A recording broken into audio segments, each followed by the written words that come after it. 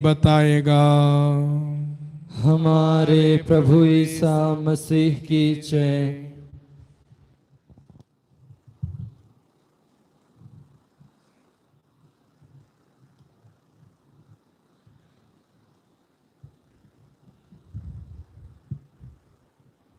ख्रिस्त में मेरे प्रिय भाइयों और बहनों, सर्वप्रथम आप सबों को पेंतकुस्त त्योहार की बधाई हम देता हूं।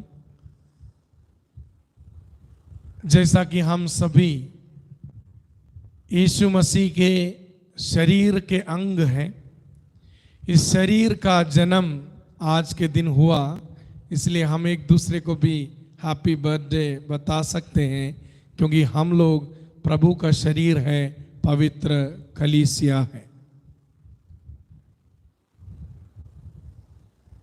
पेंतकुस्त के दिन के बारे में जरा सा सोच के देखिए। यीशु मसीह के चेले लोग, माता मरियम और अन्य भक्त स्त्रियां, इतने लोग इकट्ठे थे।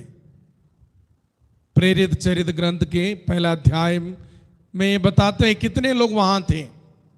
इतने लोग थे साथ में, और इन लोग एक साथ थे, ऐसा बताते हैं, एक साथ थे।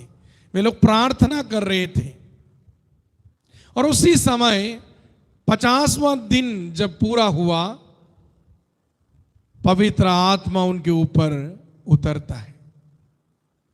ऐसा मत सोचिए पवित्र आत्मा उतरता है, बहुत शांत तूफान के साथ, आग के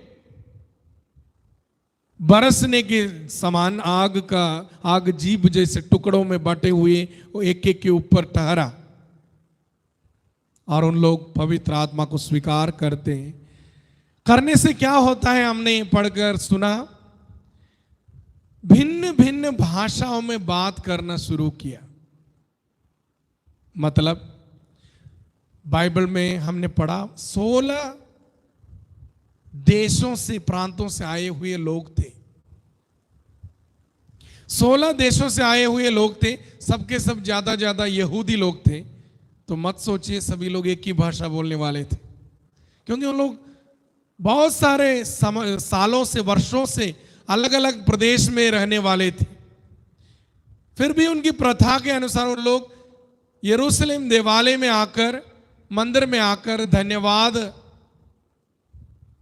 की बलि चढ़ाने के लिए और धन्यवाद का ये पर्व मनाने के लिए पेंतकुस्त के दिन यरूशलेम देवालय में यहूदी भक्त लोग इकट्ठा होते थे।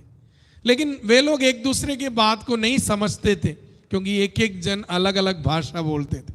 जो यरूशलेम और आसपास में रहने वाले लोग इब्रानी भाषा बोलते थे, या तो अरमाई भाषा बोलते थे। लेकिन जो दूर दूर रहने वाले, मतलब कोई यूनानी भाषा बोलने वाले थे, अरबी भाषा बोलने वाले थे, पारसी भाषा बोलने वाले थे, अलग अलग भाषा बोलने वाले उस दिन एक ही भाषा को सुना। पवित्र आत्मा ऐसा कार्य किया कि चेले लोगों की पूरी बात उनके हृदय में उतरा। प्रिय भाई और बहनों, पेंतकुस्त के बारे में जब मैंने सोचा, 50 दिन का प्रवचन दिया, अलग अलग विषय के ऊपर मनन किया, एक सवाल मेरे हृदय में आया। शायद आपके हृदय में ये सवाल आया कि नहीं मालूम। यीशु मसीह पुनरुत्थान के बाद में आते, बोलते पवित्र आत्मा को ग्रहण करो, बोल के श्वास फूंक देते। वही यीशु मसीह स्वर्गारोहण के समय भी बोलते पवित्र आत्मा को ही देते, मतलब जाओ पवित्र आत्मा के नाम से, पिता पुत्र पवित्र आत्मा के नाम से बपतिस्मा दे दो, सब बोल देते। फिर यीशु मसीह बोलता है नहीं, तुमको ठहरना है, ऊपर से शक्ति को प्राप्त करना है। पेंतकुस्त के दिन फिर पवित्र आत्मा को ग्रहण करता है। क्या अलग अलग पवित्र आत्मा होता है? इतने सारी बार पवित्र आत्मा को स्वीकार करने की क्या जरूरत है? हम लोगों को भी बारे में सोचो। बपतिस्मा में पवित्र आत्मा को स्वीकार करता है, दृढ़ीकरण में पवित्र आत्मा को स्वीकार करते हैं, पेंतकुस्त में हम तैयारी के साथ पवित्र आत्मा को स्वीकार करते हैं। क्यों बार बार पवित्र आत्मा को स्वीकार करते? क्या अलग अलग रूप से आते हैं पवित्र आत्मा कि कैसा है, क्यों हमको बार बार पवित्र आत्मा से भरना पड़ता है। ये वाला प्रश्न मेरे मन में इन दिनों में ज्यादा आ रहा था। प्रिय भाई और बहनों, पवित्र आत्मा का 4 कार्य हमारे जीवन में होना चाहिए। पहला, पवित्र आत्मा से हमें दोबारा जन्म लेना।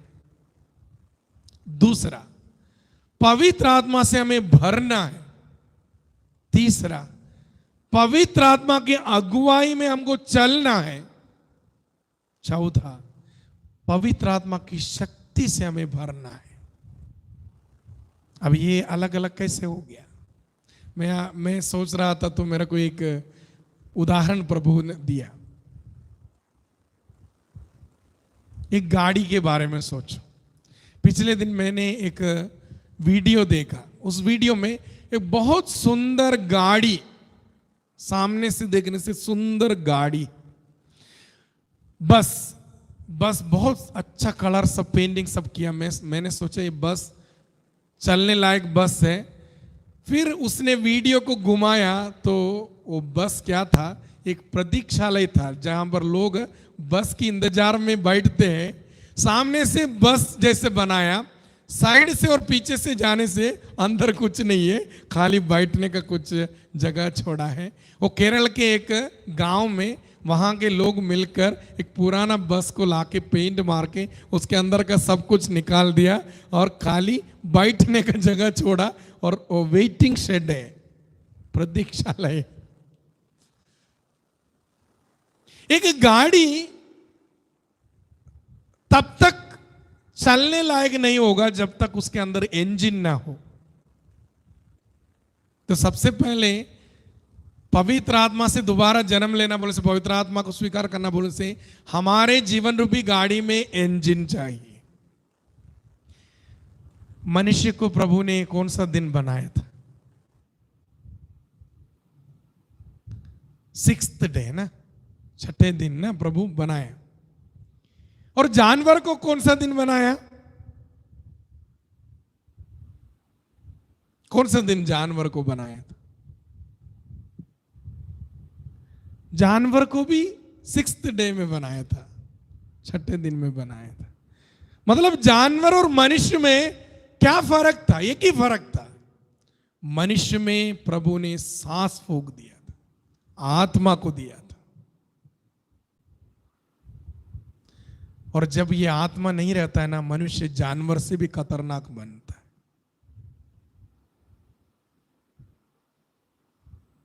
ऐसा मत सोचिए मैं तो अभी 10 साल के लिए मनुष्य रहूंगा, उसके बाद जानवर रहूंगा, ऐसा नहीं है। एक एक पल में बदल सकता है। एक पल आप जानवर के जैसे भी बन सकते हैं, एक पल में आप मनुष्य के जैसे भी बन सकते हैं। आपके अंदर में जो आत्मा है उसको नहीं पहचानेंगी तो। इसलिए प्रभु बोलता है कि आत्मा से जन्म लेना है। क्यों? क्योंकि आदम जो था, आदम पाप के लिए मर गया, मतलब मर गया था पाप में। देखो, एक गर्भवती महिला अगर पानी में डूबकर मर जाती है तो उसके साथ साथ उसका बच्चा भी मरता है। आदम जब पाप में मर गया, आदम से निकलने वाले हम सभी मानव जाति, क्योंकि आदम हेवा कारण ही हम लोग निकले ना, वो तो आदिम माता पिता है, हम सभी पाप में मर गए। इसलिए यीशु मसीह के पास जब निकोदेमुस आता है, बहुत अच्छा आदमी था निकोदेमुस, उसके बारे में बताएं तो बहुत अच्छा आदमी था, धर्मी था। रात रात को आता है यीशु को मिलने के लिए। बाकी सब लोग बोलते निकोदेमुस देखने में कितना सुंदर, अच्छा, धर्मी, लेकिन यीशु मसीह उसको बोल के, यीशु मसीह को शायद उसमें मरा हुआ आदमी को देखा, बोला तुमको दोबारा जन्म लेना है। अगर वो जिंदा है तो दोबारा जन्म लेने की बात क्यों करना है? यीशु उसको देख के बोला, जब तक दोबारा जन्म नहीं लेता तुम स्वर्ग में नहीं पहुंचेगे बेटा। बोला आदम के संतान हम, एक एक व्यक्ति को दोबारा जन्म नहीं लेना है, नहीं तो हम मरे हुए व्यक्ति। इसलिए बपतिस्मा के बारे में हम बताते हैं, दोबारा जन्म लेने से ही स्वर्ग में प्रवेश कर सकते, क्योंकि हम आदम के साथ पाप में मर गए लोग हैं। तो वही सांस को फूंकता है प्रभु और इंजन को चढ़ा देता है। लेकिन इंजन केवल इंजन रहने से नहीं होता है, तेल भरना पड़ता है, नहीं तो चलेगा। इसलिए बोलते हैं पवित्र आत्मा को भरो। वे खाली इंजन है, बॉडी है, पेंट मार दिया, सबसे बढ़िया है, लेकिन चला पाएंगे? इसके लिए क्या भरना पड़ता है? तेल भरना पड़ता है, मतलब अपने कृपा को भरना पड़ता है। देखो, हमारे जीवन एक बलून जैसे मानो, एक फुगा, उसमें एक सुई, छोटा सा सुई भी हो, पड़ने से क्या होता है? उसमें से हवा धीरे धीरे निकलता है। जब पाप करते हैं हम लोग, ये आत्मा का कृपा नष्ट होता है, उसमें फ्यूल नहीं रहता है, उसमें जो ईंधन भरना है, जो तेल भरना है, जो गैस भरना है, नहीं रहता है, उसको भरना है। इसलिए तो पाप स्वीकार करते, इसलिए तो हम प्रार्थना करते, इसलिए तो हम उपवास करते, इसलिए हम लोग उस ईंधन को, पवित्र आत्मा को फिर से भरता है। अभी देखो, इंजन भी आ गया, तेल भी है, लेकिन सही चलाने वाला नहीं है। तो पिछले दिन हम कुछ महीने के पहले हमारे ठेकेदार का बेटा कुछ लोगों के साथ पिकनिक मनाने के लिए गया। कोई ड्राइवर नहीं था, कोई एक ड्राइवर को पकड़ के बिठाया। जैसे ही वो गाड़ी निकाला, पल्ली गांव के पास जो पेट्रोल पंप है वहां से गाड़ी निकाला, एक कुत्ता सामने आया, ऐसा मोड़ दिया, वो 3 बार पलटी मार के गाड़ी पलट गई, क्योंकि उसको मालूम ही नहीं था चलाने के लिए। आपका जीवन को कौन चला रहे हैं? जब तक पवित्र आत्मा से आप अपने जीवन को नहीं चलाएं, क्योंकि इसमें लिखा है पवित्र आत्मा तुम्हें सिखाएगा, पवित्र आत्मा तुमको चलाएगा, पवित्र आत्मा तुम्हारा मार्गदर्शन करेगा। जब तक पवित्र आत्मा का मार्गदर्शन आपके जीवन में नहीं रहता, आपकी गाड़ी कहीं कहीं जाके एक्सीडेंट बनाएगा, या तो आपका रास्ता भटक जाएगा, आप कहां जाना है वो रास्ता से हट जाएगा, आप कहां कहां घूमेंगे नहीं मालूम है। मेरे को जिंदगी में बहुत बार हुआ था। एक बार ऐसे गांव में जाना था, मैं घूम घूम के जर्मनी की बात है, बहुत घूमा। उस दिन मिसा बेलेदा नहीं हुआ, 60 किलोमीटर गाड़ी चला के जाना था। मैंने अपने मन में सोचा यही रास्ता है, लेकिन मेरा गलती हो गया। वहाँ पर गाड़ी चलाने के लिए नाविगेटर को लगाना पड़ता है, नाविगेटर बोलने से हमको रास्ता बता देगा।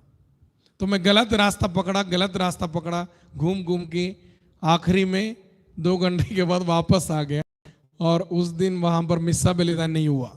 मेरे जीवन में बहुत दुख हो गया था उस समय। और जर्मन के लोग बहुत कड़क लोग भी हैं, फिर भी उन लोग बहुत प्यार से बोला कोई बात नहीं, आप तो इस एरिया में पहली बार गाड़ी चला रहे, आपको उतना नहीं मालूम है। लेकिन मेरा गलती क्या हुआ, उस मार्गदर्शन वाला एक छोटा सा मोबाइल जैसे नाविगेटर को लगाना मैं भूल गया। उसको ले जाने से मेरा कोई गलती नहीं होता। हमारी जिंदगी में भी वैसा है, जब तक वो मार्गदर्शन वाला नाविगेटर हमारे साथ नहीं रहेगा, हम घूमते रहेंगे, हम बहुत कुछ करते रहेंगे। शायद हमारे फादर की वर्दी सफेद रहेगा, सिस्टर की वर्दी सब है, कम्युनिटी प्रेयर है, सब कुछ है, परिवार है, काम धाम है, सब कुछ है, लेकिन जो असली जिंदगी जो हमें हासिल करना है वो नहीं होगा। आखिरी में पवित्र आत्मा की शक्ति हमें चाहिए। तो गाड़ी चलाते समय आपको क्या चलाने से गाड़ी चलता है मालूम? क्या दबाने से गाड़ी चलता है? एक्सीलेटर चलाना पड़ता है। एक्सीलेटर चलाने से ही गाड़ी चलेगा। वही पवित्र आत्मा हमें शक्ति देता है, डरने नहीं देता है। कभी कभी नए गाड़ी सिखाने वाले सिस्टर लोग पिछले दिन इधर सिखा रहे थे, पहले धीरे धीरे, फिर बंद होता है, धीरे धीरे। कभी कभी हम लोग चलाने से उतना ठीक से चला नहीं पाएंगे, क्योंकि हम लोग जो दुनिया की परिस्थिति में जाने वाले, हमको कुछ नहीं मालूम। हमारे सताव के लिए लोग बैठे हैं, हम लोग बहुत सारे कठिन परिस्थितियों से चलना पड़ता है, लेकिन पवित्र आत्मा एक्सीलरेटर देते जाएगा। तू जा बेटा, तू यहां से जाओ। तो ये 4 चीज होता है। इसलिए कभी कभी लोग बोलते हैं बपतिस्मा हो गया, पवित्र आत्मा आ गया, सब कुछ हो गया, ऑर्डिनेशन मिल गया, फादर बन गया, सब कुछ हो गया। ऐसा नहीं है। हर दिन आपको नया स्वीकार करना है। हर दिन आपके जीवन में पेंतकोस्त होना है। एक दिन आप फेल हो गए, कोई बात नहीं, अगले दिन सुबह फिर चार्ज करो, अगले दिन सुबह फिर चार्ज करो। मदर टेरेसा को किसी ने पूछा आपको ये सब करने की शक्ति कहां से मिलता है, तो बोलते हैं हर दिन सुबह मैं पावर हाउस से चार्ज भरता हूं। हर दिन चार्ज भरते, हर दिन नया बनाना है। ठीक है, 2 दिन हम हार गए, कोई बात नहीं। 1 सप्ताह हम ठीक से काम नहीं किए, कोई बात नहीं। मेरे सिस्टर बनने की जुबली हो गया, अभी तक मैं उतना आग के साथ काम नहीं कर पाए, कोई बात नहीं, अभी तो आगे। हर दिन को नया बनाओ, हर दिन को नया बनाओ, और आप देखते जाएंगे आपके जीवन में किस प्रकार पवित्र आत्मा काम करेगा। प्रिय भाई और बहनों, ये पवित्र आत्मा को ढूंढने के लिए आपको बाहर जाने की कोई जरूरत नहीं। मैं एक छोटी कहानी बोलता हूं। एक बार एक नाव, शिप, वो शिप हवा से चलने वाला था। हवा जब हवा चलती है तो उसके साथ में वो चलती रहती है। तो एक बार हवा ही डेड हो गया, बंद हो गया। इनको तो नाव बंद करके डालना पड़ा, क्योंकि नाव आगे नहीं चलता है। कुछ समय पार हो गए, इनके पास पीने के लिए पानी नहीं था, एकदम प्यासे हो गए।